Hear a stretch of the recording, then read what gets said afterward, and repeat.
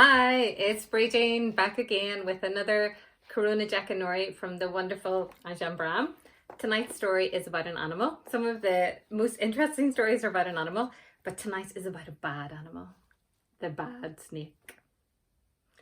A bad snake lived in a forest outside a village. He was vicious, malicious, and mean. He would bite people just for fun. His fun, that is. When the bad snake became advanced in snake years, he began to wonder what happens to snakes when they die.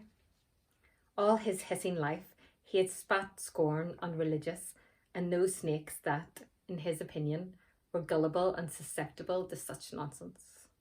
Now he was interested. Not far from the snake's hole, on top of a hill, lived a holy snake. All holy people live on the summit of a hill or a mountain, even holy snakes. It's the tradition. One never hears of a holy man living in a swamp.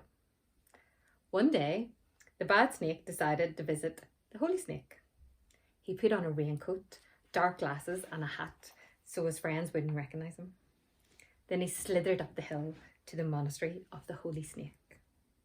He arrived during the middle of a sermon. The holy snake was sitting on a rock with hundreds of snakes listening with rapt attention. Bad Snake slithered to the edge of the throng, close to an exit, and began to listen. The more he listened, the more sense it made. He started to become convinced, then inspired, and then, finally, converted. After the sermon, he went up to the holy snake, tearfully confessed the many sins of his life, and promised, from now on, he'd be a totally different snake. He vowed in front of Holy Snake never to bite a human again. He was going to be kind. He was going to be caring. He was going to teach other snakes how to be good. He even left a donation in the box on the way out, when everyone was looking, of course. Although snakes can talk to snakes, it all sounds like one and the same hiss to human beings. Bad Snake, or formerly Bad Snake, was unable to tell the people that he was now a pacifist. Villagers would still avoid him, even though they began to wonder about the Amnesty International badge he wore so prominently on his chest. Then one day, a villager, distracted by a song on his iPod, danced right past Bad Snake, and Bad Snake didn't strike. He just smiled religiously. From that time on, the villagers realised the Bad Snake was no longer dangerous. They would walk right past him as he sat cross-coiled in meditation outside his hole. Then some naughty boys from the village came to tease him. "Hey, you slimy creep," they jeered from a safe distance. "Show us your fangs, if you've got any, you oversized worm. You're a wimp, a cream puff, a disgrace to your species." He didn't like being called a slimy creep, even though there was some truth in the description, or an oversized worm. But how could he defend himself? He had vowed not to bite.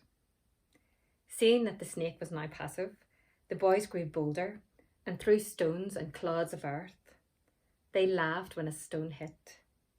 The snake knew that he was fast enough to bite any one of those boys before you could finish saying World Wildlife Fund, but his vow prevented him.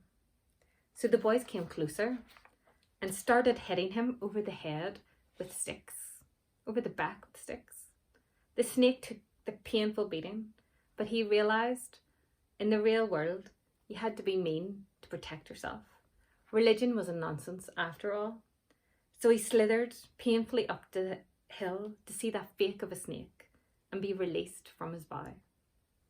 Holy Snake saw him coming, all battered and bruised, and asked, "What happened to you?" "It's all your fault," the Bad Snake complained bitterly. "What do you mean, it's all my fault?" protested the Holy Snake. "You told me not to bite.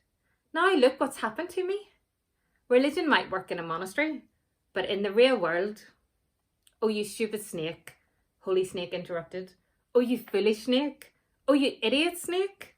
It's true that I told you not to bite, but I never told you not to hiss, did I?" Sometimes in life, even saints have to hiss to be kind. But no one needs to bite. So there you go. Sometimes I might do a wee bit of hissing. Sometimes we need to do a bit of hissing. We need to set our boundaries. We need to keep ourselves safe. So whatever you're doing out there, be kind to each other, but don't let yourself get bitten by a snake.